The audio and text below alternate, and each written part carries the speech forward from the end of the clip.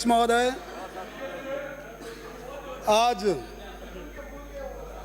महामहिम राज्यपाल महोदय के अभिभाषण पर मुझे बोलने का अवसर दिया, मैं इसके लिए धन्यवाद देता हूं। साथ ही मेरी सागवाड़ा विधानसभा की जनता की ओर से भी बहुत बहुत धन्यवाद देता हूं। मैं एक पंक्ति से मोदी जी की एक कविता उससे मैं चालू करूंगा। यही समय है, सही समय है, भारत का अनमोल समय है, असंख्य भुजाओं की शक्ति है, हर तरफ देश की भक्ति है। तुम उठो तिरंगा लहरा दो, भारत के भाग्य को फहरा दो। यही समय है, सही समय है, भारत का अनमोल समय है। कुछ ऐसा ही नहीं जो कर ना सको, कुछ ऐसा नहीं जो पा न सको। तुम उठ जाओ, तुम जुट जाओ, सामर्थ्य को अपने पहचानो, कर्तव्य को अपने सब जानो। भारत का ये अनमोल समय है, यही समय है, सही समय है।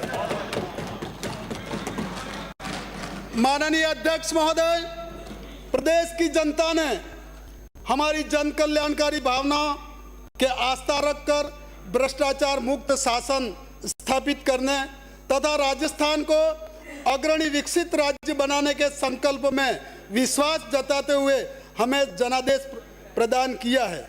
और एक साल के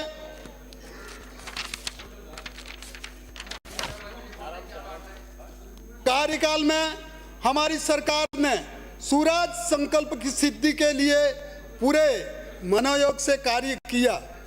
विकसित एवं उन्नत राजस्थान की संकल्पना को मूर्त रूप देने में सफल हुए।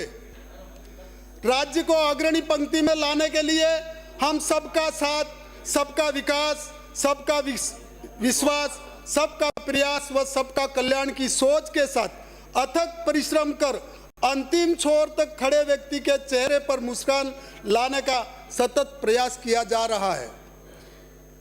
माननीय अध्यक्ष महोदय, पिछली सरकार की अदूरदर्शी सोच तथा गलत नीतियों के फलस्वरूप राजस्थान को विरासत में बहुत बड़ा कर्जभार मिला था। गत सरकार के कार्यकाल में राज्य पर कुल ऋण भार लगभग दुगुना होकर वर्ष 2023-24 के बजट अनुमानों के अनुसार 5,19,781 करोड़ रुपए हो गया था और राज्य का डेबिट जीएसडीपी अनुपात सामान्य श्रेणी के राज्यों में पंजाब के बाद अधिक था।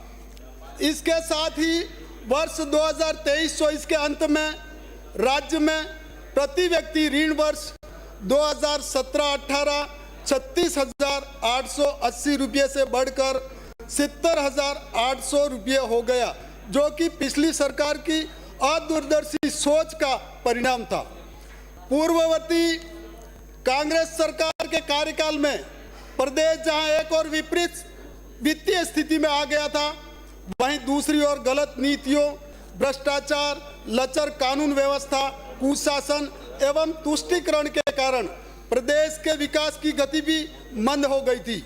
इन चुनौतीपूर्ण परिस्थितियों में का सामना करते हुए माननीय प्रधानमंत्री नरेंद्र मोदी जी के नेतृत्व वाली केंद्र सरकार के सहयोग के साथ साथ हमारी सरकार की ठोस कार्य योजना, सुशासन एवं कठिन परिश्रम से प्रदेश को सतत विकास के मार्ग पर ले जाने का प्रयास किया। हमारी सरकार आधारभूत संरचना के विकास, दूर दराज के क्षेत्र विशेषकर ग्रामीण क्षेत्रों में चिकित्सा, शिक्षा, रोजगार आदि सुविधाओं की पहुंच तथा वंचित वर्ग हेतु अतिरिक्त सहायता, सामाजिक सुरक्षा पर समान रूप से ध्यान देकर प्रदेश के प्रत्येक व्यक्ति के जीवन में खुशहाली लाने का कार्य किया जा रहा है। पिछली कांग्रेस सरकार के संपूर्ण कार्यकाल के दौरान कुप्रबंधन, भ्रष्टाचार के चलते राज्य में लगातार बिजली संकट की स्थिति बनी रही और इससे वागड़ भी अछूता नहीं था, परंतु माननीय मुख्यमंत्री महोदय के आशीर्वाद से सागवाड़ा में 220 किलोवाट का नया जीएसएस स्थापित हुआ एवं विद्युत की समस्या का समाधान हुआ।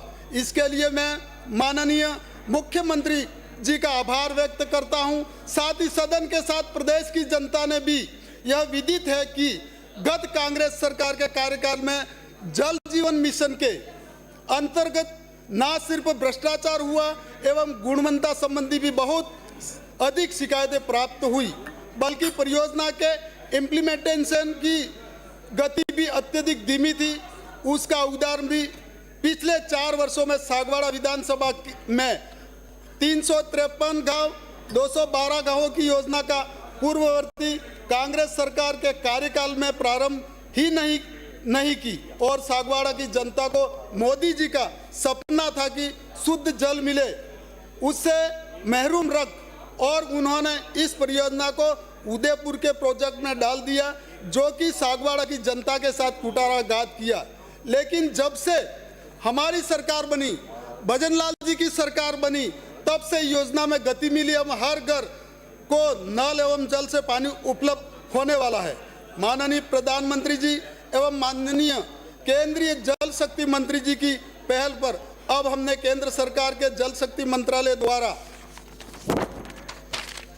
ERCP परियोजना रिवर लिंकिंग प्रोजेक्ट से सम्मिलित किया है। पिछले समय इसका शिलान्यास कार्य भी हुआ है।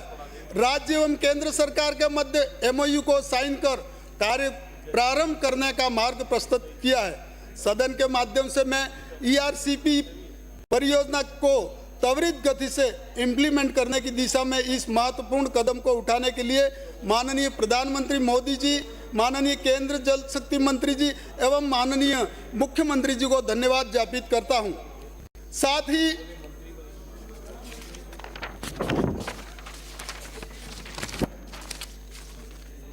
माननीय सभापति महोदय, विपक्ष बार बार और आरोप लगाता है कि यह सरकार पर्ची वाली सरकार है, पर मैं कहना चाहता हूं कि पूर्व की कांग्रेस सरकार पेपर लीक वाली सरकार थी, भ्रष्टाचार वाली सरकार थी, होटलों में समय बिताने वाली सरकार थी और राजस्थान के इतिहास में पहली बार एक नारा बुलंद हुआ था, रीट का पेपर कहां मिलेगा, रीट का पेपर कहां मिलेगा, ना थी तेरे बाड़े में, ना थी तेरे बाड़े में।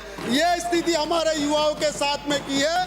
तो मैं माननीय हमारे मुख्यमंत्री भजनलाल जी को धन्यवाद देता हूं कि इन्होंने जो काम किया है, बहुत ही अच्छा काम चल रहा है, बहुत ही अच्छा काम हो रहा है।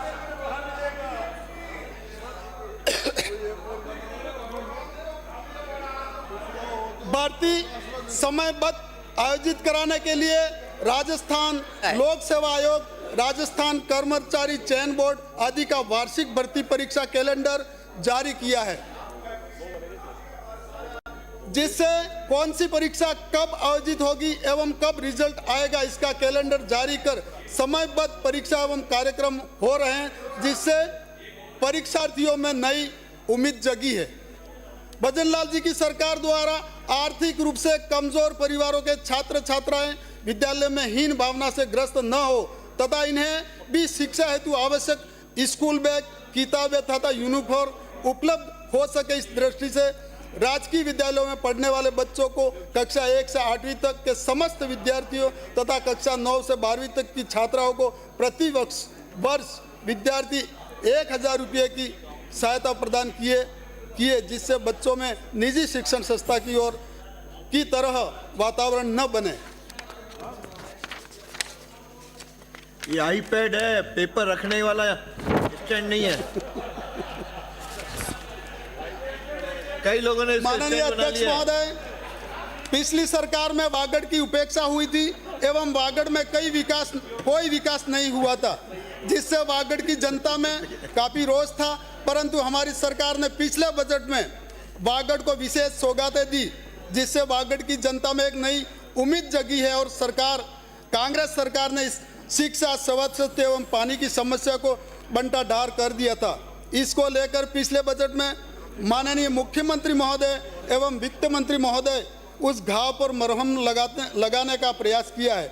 इस बजट में भी वागड़ की जनता को हमारी सरकार से काफ़ी अपेक्षा है वागड़ का श्री युवा इस गोपीचंद उम्मीद में है मीणा। कि अब की बार वागड़ को इससे भी अच्छा फायदा होने वाला है। इसके साथ ही जय जय राजस्थान।